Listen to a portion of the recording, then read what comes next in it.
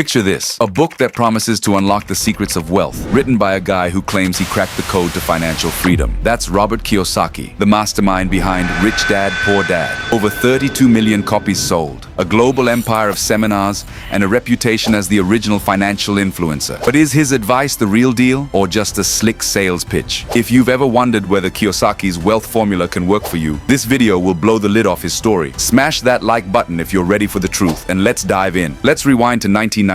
Rich Dad, Poor Dad, co-authored with Sharon Lechter, hit bookstores and changed the game. It wasn't just a book, it was a cultural phenomenon. Kiyosaki spun a simple tale. His poor dad, an educated teacher scraping by, versus his rich dad, a savvy entrepreneur building wealth through investments. The contrast struck a chord with millions feeling stuck in the rat race. Wages were flat, college costs were soaring, and the American dream seemed like a pipe dream. Kiyosaki's message: ditch the traditional path and make money work for you. His storytelling was pure genius. He took dry financial concepts like assets versus liabilities and made them feel like life-changing revelations. The book's core idea is seductive. Buy assets that generate income, not liabilities that drain you. It's why Oprah invited him on her show in 2000, turning him into a superstar. Soon, he was selling board games, seminars, and 26 more books, building a brand worth millions. But here's the kicker. Did he get rich by following his own advice or by selling it to you? Kiyosaki's backstory raises eyebrows. He claims Rich Dad was his mentor, but investigations, like those by journalist John T. Reed, suggest this figure might be fictional, a stand-in for Kiyosaki's own ideas. Before Rich Dad, Kiyosaki tried businesses like a nylon wallet company that tanked. His real fortune came from book sales and seminars, not from flipping houses or starting companies. By the time he was preaching real estate and debt leverage, he had a safety net of millions from his brand. Not exactly the rags to riches tale he sells. His core teachings sound empowering. Prioritize assets, use debt as leverage, and aim for passive income.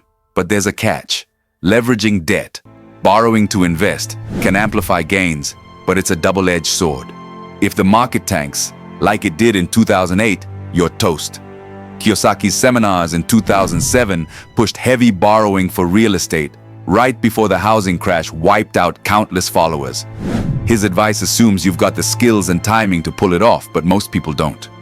According to the SBA, 50% of small businesses fail within 5 years. Passive income? It's rarely passive at the start. Kiyosaki's cash flow quadrant is another big idea. He splits income into 4 types: employees and self-employed, the grinders, versus business owners and investors, the winners. The goal? Move to the right side, where you use other people's time and money to generate wealth. Sounds amazing, but scaling a business to that level takes serious capital and know-how. Most people can't just quit their job and become a real estate mogul overnight. Kiyosaki makes it sound easy, but the reality is brutal. So why does his message resonate? He taps into real frustrations: skyrocketing college debt, stagnant wages, and a system that feels rigged. His books and seminars target people who feel left behind, those without degrees, stuck in low-paying jobs, or burned by traditional paths. It's a wide net, and it's brilliant marketing. If you're thriving, you're not his audience. But if you're desperate for a way out, Kiyosaki's promise of financial freedom feels like a lifeline. The question is, at what cost? Stick around for part 2, where we dig into the risks of his advice. We're back diving deeper into Robert Kiyosaki's Rich Dad, Poor Dad empire. If you missed part 1, we unpacked how Kiyosaki became a financial icon by selling a dream. Now, let's dissect his advice. Is it a game changer or a recipe for disaster? If you're finding this eye-opening, drop a comment below and subscribe for more no BS financial breakdowns. Let's get to it. Kiyosaki's advice boils down to 3 pillars: buy assets, not liabilities, use debt as leverage, and build passive income.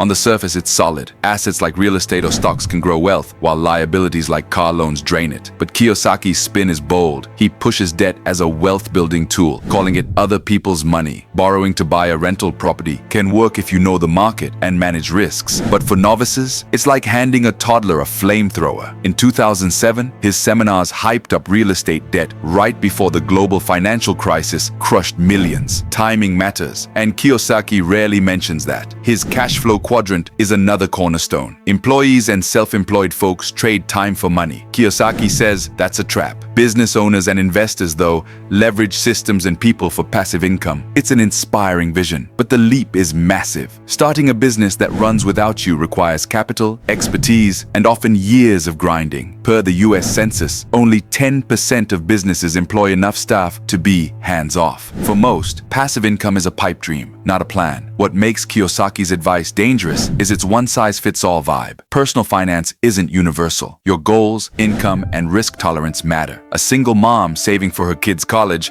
can't take the same risk as a young investor with no dependents. Kiyosaki's books rarely address this. Instead, they hype bold moves like quitting your job or maxing out loans. It's motivational, sure, but reckless for many. His seminars, often costing $500 to $15,000, push this mindset, upselling attendees to pricier courses with vague promises of insider secrets. Then there's his pivot to multi-level marketing, MLM. In his book, The Business of the 21st Century, Kiyosaki pitches MLMs like Amway or Herbalife as the ultimate path to passive income. He claims they're low-risk businesses anyone can start. Reality check. FTC data shows 99% of MLM participants lose money or break even. The real profits go to the top 1%, who often make more from selling motivational books and seminars than from the MLM itself. Kiyosaki's book is a staple in these circles, giving his brand credibility while funneling people into dubious schemes. Why does this work? Kiyosaki's advice is packaged to sound profound to beginners. Lines like, "The rich don't work for money,"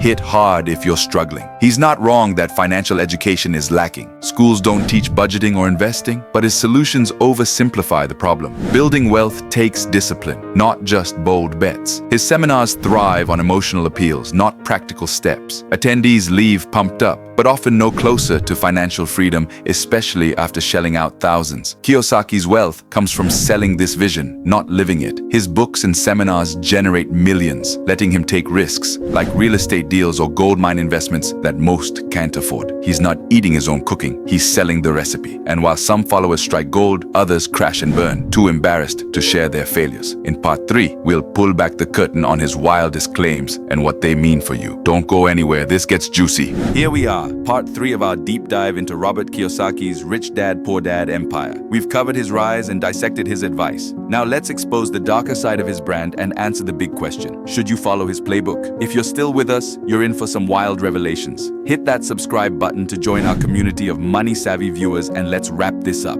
Kiyosaki's empire isn't just books, it's a machine. His seminars, priced from $500 to $15,000, promise insider secrets, but often upsell pricier courses. Attendees report feeling pressured to buy, with little actionable advice. In 2010, his company faced lawsuits over misleading real estate seminars, settling without admitting fault. The pattern? Cast a wide net with books, then profit from high-ticket events targeting desperate or inexperienced folks. It's a funnel, and Kiyosaki's at the top. His MLM ties are even shadier. The business of the 21st century hypes network marketing as a path to wealth. But MLMs like Amway have abysmal track records. Per a 2018 FTC report, 99.6% of participants in major MLMs lose money. Kiyosaki doesn't endorse a specific company, which is clever. It lets him sell his book to any MLM's recruits while dodging liability. His speaking fees at MLM conferences reportedly hit 6 figures, profiting off the same dream he sells, easy riches. Then there's his recent pivot to crypto and precious metals. Kiyosaki's claim Bitcoin will hit $10 million and that he owns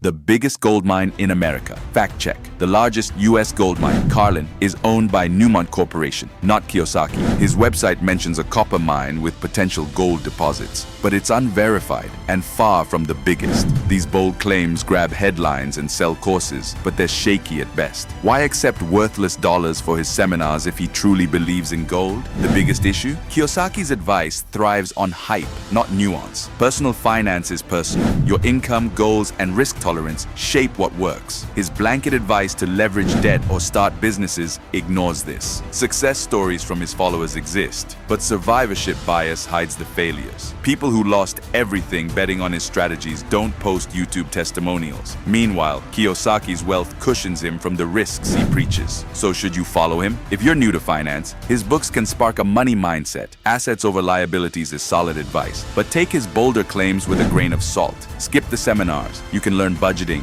investing, or entrepreneurship from free resources or low-cost courses online. Platforms like Khan Academy or books like The Millionaire Next Door offer practical, less risky advice. Financial freedom is real, but it's built on discipline, not shortcuts. Before you go, let's recap. Kiyosaki's a master marketer who tapped into real frustrations, stagnant wages, pricey education, and a broken system. His empire, though, profits by selling hope to the vulnerable, often with oversimplified or risky advice. You're smarter than that. Focus on what fits your life. Save, invest, and learn the boring basics that actually work. Drop a comment with your thoughts on Kiyosaki and subscribe for more financial deep dives. See you in the next one.